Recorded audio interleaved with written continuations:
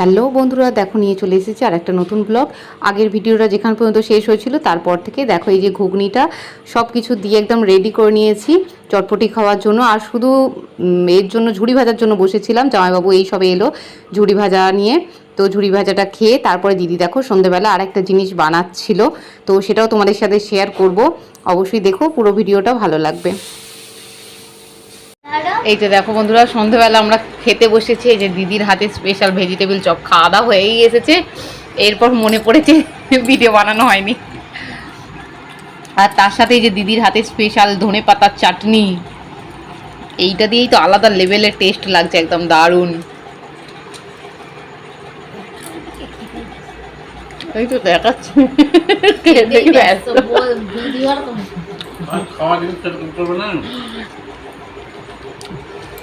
আমার মেয়েও বসেছে, এই যে ও হচ্ছে টমেটো সস নিয়ে বসেছে। আর ধনে পাতা চাটনিটাই সব থেকে বেশি নেওয়া হয়েছে, এটাই খাওয়া হয়েই গেল শেষ। এটা দিয়েই সব থেকে বেশি ভালো লাগছে খেতে।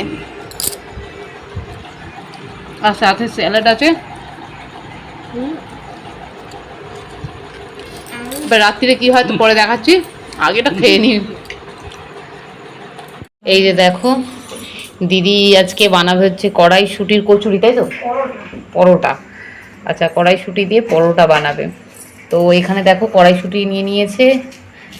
এবার এর মধ্যেই চিনি, নুন আর কি দিবি? চিনি, কাঁচা লঙ্কা, আদা দেয়া আছে। কাঁচা লঙ্কা আদা দেওয়া আছে। কাঁচা লঙ্কা, আদা, নুন, চিনি সব এর মধ্যে দিয়ে দিচ্ছে।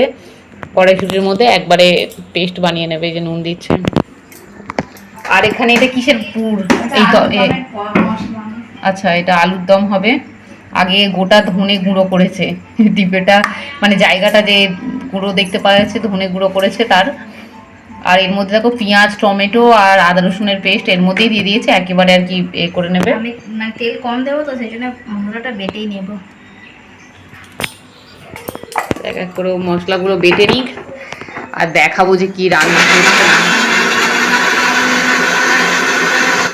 এই যে দেখো কড়াইশুঁটিটার যে পুর তৈরি করবে, দেখো অল্প করেই তেল দেবো। অল্প করে দিয়ে দিয়েছি তেল। আর কি কি দিবি? দিয়ে দে কালো জিরে আর দেবে হিং। আমিও বেশি কিছু দিই না, অল্প জিনিসেই ভালো লাগে।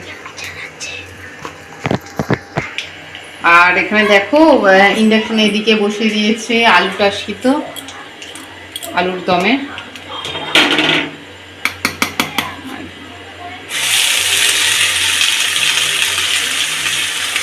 চামচে করে করে নেবো, আর হবে না। এখানে এসে থেকে আমি সেইভাবে কিছুই রান্না করিনি। একদিন শুধু মাছের ঝাল করেছিলাম সর্ষে বাটাতে, তারপরে তো সব দিদিই করছে, বড় রাঁধুনি। এই দেখো এবার ভালো করে বেশ শুকনো শুকনো করে একদম এ করে নেবে, তাহলেই হয়ে যাবে পুরো কমপ্লিট। যেহেতু এর মধ্যে সব দেওয়াই আছে, গ্যাসটা মিনিমাম আছে রেখে এবার এটা একটু শুকনো শুকনো করলেই ব্যাস পুরো রেডি। আলুর দম অল্পই একটু তেল দিয়েছে, ছেলেও খাবে তো সেই জন্য। মা গ্যাসের ফ্লেমটা কমিয়ে কমিয়ে করলে না হয়ে যাবে, এই তেলেতেই হয়ে যাবে। আর আমাদের যে যদি গ্যাসে রান্না করি কম তেলে হয়ে যায়, উনুনে রান্না করলে না মানে ওটা তো আঁচটা কন্ট্রোল করতে পারি না। তাছাড়া তো শ্বশুর বাড়িতে সবাই তেল তেল খাওয়া ভালোবাসে। আমাদের আবার একটু রিচ খাবার দাবার সবাই পছন্দ করে।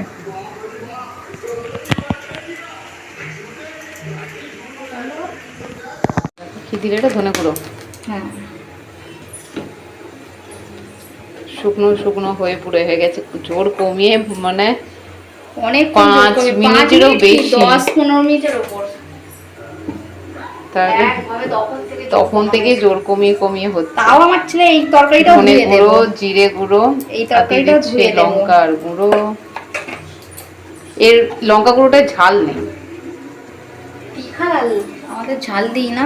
আদা রসুনের যে পেস্ট দিয়েছিল তার মধ্যে প্রচুর পরিমাণে কাঁচা লঙ্কা দেওয়া আছে, ওতেই ঝাল হয়ে যায় কাঁচা লঙ্কা দিয়ে।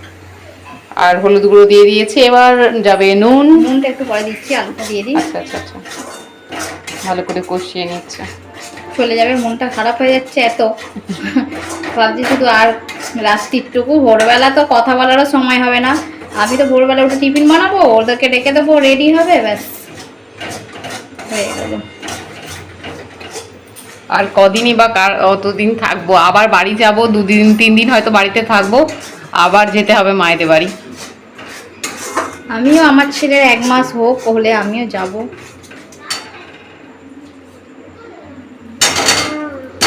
আলুটাই সিদ্ধ হয়ে গেছে। আলুটা বেশি বেশি তরকারি একটু বেশি এই মতো হলেই ভালো লাগে। আলুটা দিয়ে আর ভালোভাবে কষিয়ে নিলেই, আর ভালোভাবে কষানো যাবে না, আলুটা বেশি হয়ে গেছে, সামান্য একটু জল দিয়ে তবে হবে, নাহলে পুরোটা গলে যাবে।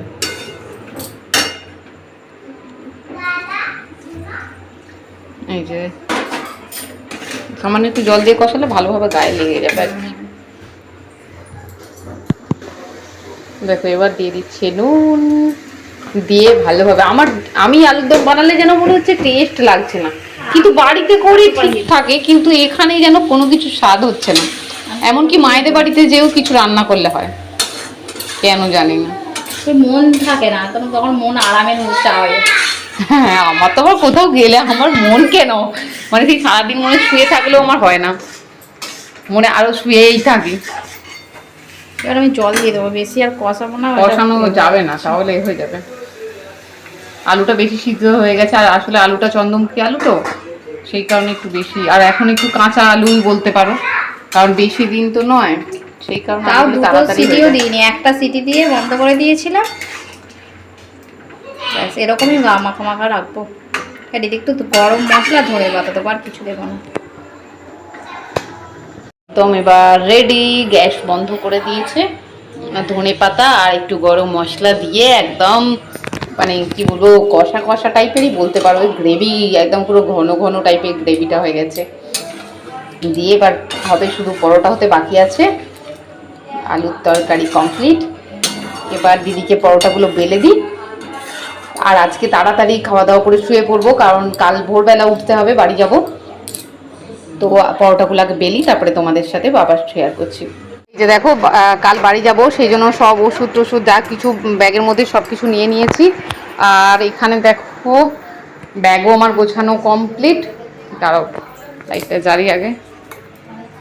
এখানে এই যে আমার ব্যাগ রেডি করা রয়েছে, এমনকি জলের বোতলগুলো নিয়ে নিয়েছি, জল ভর্তি করে, ভোরবেলা উঠে মনে থাকবে কি না থাকবে, একটা মেয়ের জলের বোতল, একটা আমার, এবার যদি প্রয়োজন পড়ে তো কিনে নেব, কারণ বেশি ওয়েট নিয়ে আমি যেতে পারবো না, যেহেতু মেয়েকে নিয়ে যাব। ব্যাগটা হালকাই আছে, সেরকম বেশি কিছু নেই।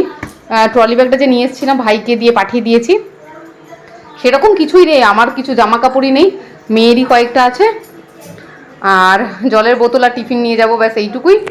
আর ছোট ব্যাগটা আছে, কাঁধ ব্যাগটা, ব্যাস সব গোছাগুছি কমপ্লিট।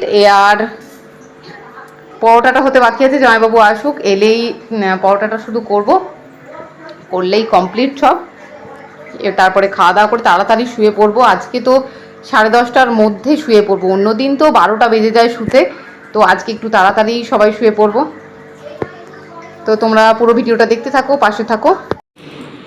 এই যে দেখো বন্ধুরা, তোমাদেরকে বললাম যে কড়াইশুঁটির কচুরির এই যে পুর দেখো রেডি, কচুরি পরোটা যাই বলো, এই যে আটা মাখা, নর্মাল যেমন আটা মাখা হয় রুটির জন্য, সেরকম আটা মেখে শুধু দিদি, ছেলে আর আমার মেয়ের জন্য ওদের মতোই আগে হোক, আগে তারপরে আমাদের হবে। এখানে আটা মাখা রয়েছে, করে ফেলবো, সবারই করে ফেলবে। আর এখন বাজে হচ্ছে 9:30, আগে ওদেরকে দিয়ে দিই, দিয়ে তারপরে এবার আমাদের হবে। বেশি বক বক করবো না, আগে পুরটা ভরে নিই, যেমন নর্মাল হয় একদম কচুরি হয়। আমার মেয়ে চেঁচামেচি করছে, যেমন কচুরি হয় সেইভাবেই করব, কিন্তু পরোটার মতো জাস্ট অল্প তেলের ওপর করব, বেশি তেল দিয়ে করব না। আর যেহেতু দিদির ছেলে খাবে, তো ওর যেহেতু এত কিছু খাওয়া, তেল মশলা বেশি খাওয়া চলবে না, সেই কারণে পরোটার মতোই হোক, কারণ ও দেখলে বায়না করবে, সেই জন্যই আরও বলছি যে যেমন হবে একরকমই হোক। আর লুচির মতো করে করার কোনো দরকার নেই, তেলে ছেঁকে করার। তো এই যে দেখো, এক এক করে পুরগুলো ভরে নিই, ভরে বেলে আর ওদেরটা আগে করে দিই। তোমরা পুরো ভিডিওটা দেখো, আশা করি ভালো লাগবে। এই যে দেখো পরোটার মতো করে এই যে দেখো নন্দকে দেওয়া হয়ে গেছে, আর এটা আমার মেয়ের পরোটা হচ্ছে, হয়ে গেছে, এবার দিয়ে দেয়। কারণ বাচ্চা তো, ও বাচ্চা দেখা দেখি তো বায়না করবেই বলো।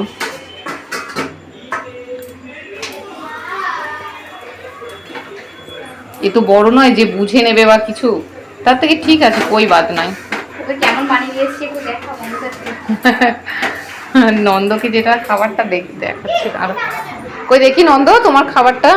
দেখো এখানে নন্দর খাবার এই যে চলে এসছে, যে আলুর তরকারি, আর এখানে যে পরোটা, এই যে দেখে নাও পরোটা, ওর সামান্য একটু তেল দিয়ে ওর জন্য বানিয়ে দিয়েছে। এই নন্দ খেয়ে নেবার, বসে যা। আর চলে এসেছে মনে হচ্ছে জামাইবাবু।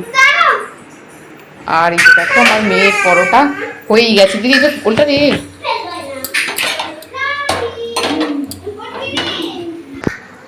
এই যে দেখো আজকে ডিনার আমাদের রেডি। এই যে পরোটা আর কড়াইশুঁটি দিয়ে পরোটা, যেমন কচুরি হয় সেইভাবেই, শুধু পরোটার মতো করেই হয়েছে।